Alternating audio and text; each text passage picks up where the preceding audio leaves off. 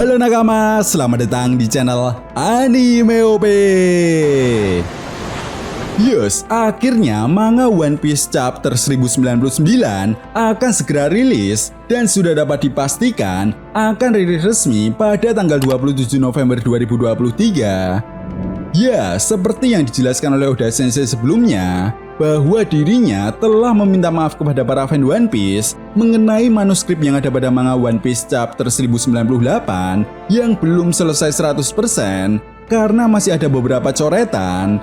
Selain itu, Oda juga menyampaikan bahwa dirinya sedang dalam kondisi tidak fit, sehingga hal inilah yang menyebabkan manga One Piece chapter 1098 kemarin terlihat tidak rapi.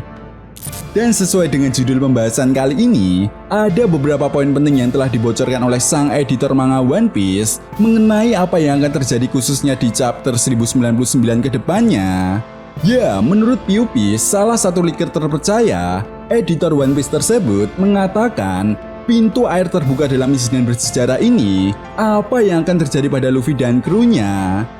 Sang editor juga memberikan pesan bahwa pertarungan di Pulau Egghead akan semakin memanas dan kelompok bajak laut topi jerami beserta aliansinya harus bersiap untuk menghadapi yang terburuk karena sebentar lagi insiden Pulau Egghead yang sebenarnya akan segera diperlihatkan.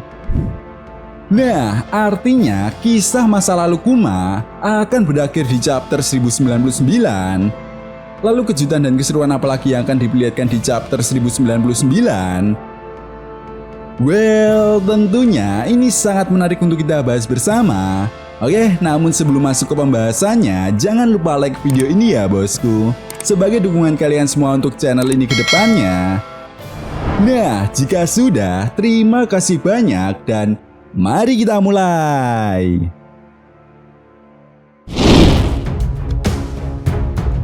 One Piece chapter 1099 kemungkinan besar mendapatkan judul Bara Api dari Masa Lalu. Nah, judul chapter ini kemungkinan besar akan berhubungan dengan kisah masa lalu Kuma yang membekas hingga saat ini. Selain itu, di chapter ini juga kita akan mendapatkan sebuah cover request dari salah satu fan One Piece. Namun sayangnya belum diketahui pasti cover request seperti apa yang ada di chapter 1099. Lalu kemudian masuk pada inti cerita. Di awal chapter, kemungkinan kita akan diperlihatkan ulah dari Raja Bekori kepada para penduduk kerajaan Sorbet, di mana seperti yang diperlihatkan di chapter sebelumnya, Raja Bekori ini ingin menguasai kembali kerajaan Sorbet setelah sebelumnya Raja Bekori berhasil digulingkan dari tahtanya oleh organisasi Revolutionary Army. Nah, Raja Bekori kemudian memerintahkan ajudannya untuk segera membakar orang-orang yang dianggap menjadi beban dan tidak bisa membayar upeti. Tentu saja Kuma yang menyadari bahwa Bonnie sedang terancam, kemudian segera bergegas untuk menghentikan kekacauan tersebut. Hingga pada akhirnya Kuma pun berhasil mengalahkan para ajudan Raja Bekori dan berhasil menangkap Raja Bekori. Namun hal yang tidak diinginkan pun terjadi. Ya, salah satu penduduk kerajaan Sorbet kemudian menembak Raja Bekori hingga membuatnya mati. Hal ini dia lakukan karena melihat keluarganya telah dihabisi oleh Raja Bekori, sehingga dia pun membalaskan dendamnya. Setelah itu 1 tahun kemudian, kerajaan Sorbet yang terbebas dari upeti dan bukan lagi menjadi negara yang berafiliasi dengan pemerintah dunia, mereka hidup dengan makmur. Bahkan perekonomian di kerajaan Sorbet pun semakin meningkat. Para penduduk kerajaan Sorbet juga perlahan-lahan hidup dengan layak. Di momen inilah kemudian penduduk kerajaan Sorbet pun menunjuk Kuma untuk menjadi raja yang baru. 3 tahun kemudian, Kuma yang menyadari bahwa umur Bani tinggal sebentar lagi, dirinya mulai putus asa.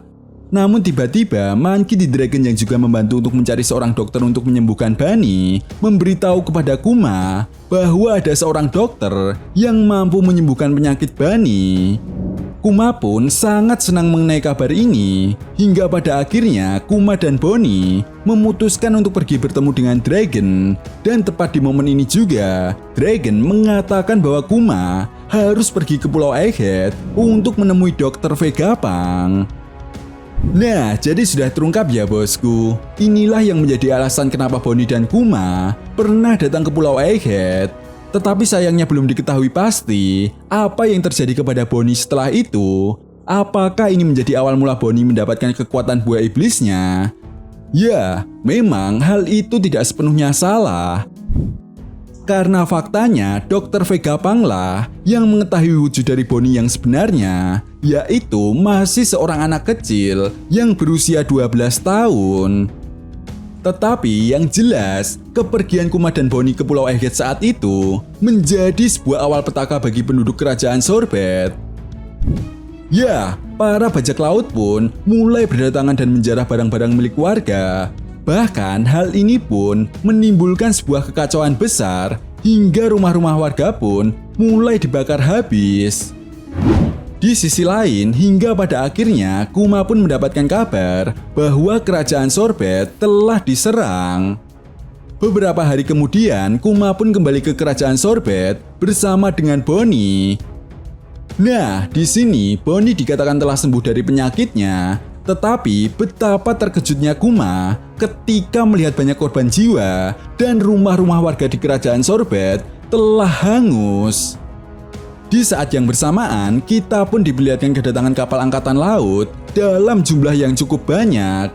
Jelas hal ini membuat Kuma panik karena Bonnie sedang bersamanya, hingga pada akhirnya Kuma pun kemudian terlibat dalam pertarungan melawan angkatan laut.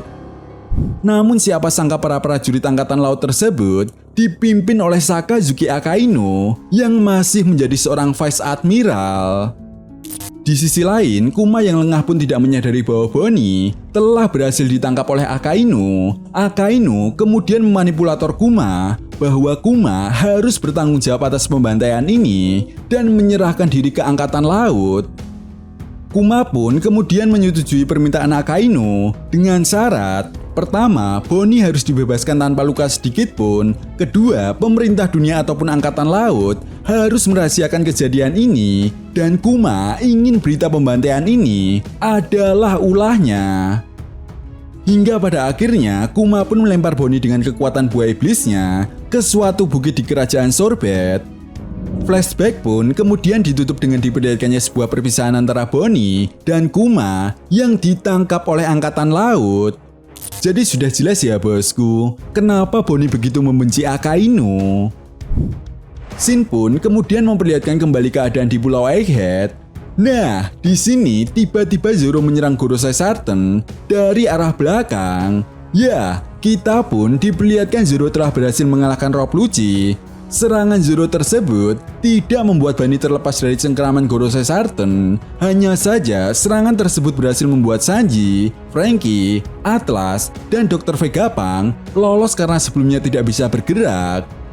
Tanpa basa-basi, Zoro dan Sanji kemudian menyerang Gorosei Sarten hingga membuat Bonnie terlepas. Namun apes bagi Zoro, dirinya justru berhasil ditangkap oleh Gorosei Sarten. Chapter pun kemudian ditutup dengan diperlihatkannya aura yang keluar dari tubuh Luffy. Ya, ini mirip seperti kebangkitan Nika saat Luffy melawan Yonko Kaido. Lalu mungkinkah ini akan menjadi awal bangkitnya robot kuno setelah Luffy membangkitkan kembali kekuatan Gear 5-nya? Coba tulis pendapat kalian ya bosku. Nah, itu tadi merupakan spoiler One Piece chapter 1099 yang telah diberikan oleh editor One Piece. Jadi, bagaimana menurut nakama semua? Jika kalian punya pendapat lain, silahkan berikan pendapat kalian di kolom komentar. Oke, sampai di sini dulu pembahasan kita kali ini, and see you next time.